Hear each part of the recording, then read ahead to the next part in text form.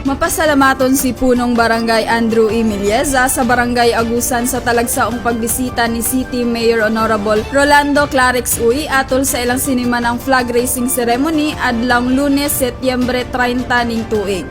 Sa mensahe ni Mayor Clarix, iyang gisiguro ang iyang suporta sa tanang kalihukan sa barangay nga magsaulog sa Agusan Fiesta 1 week celebration.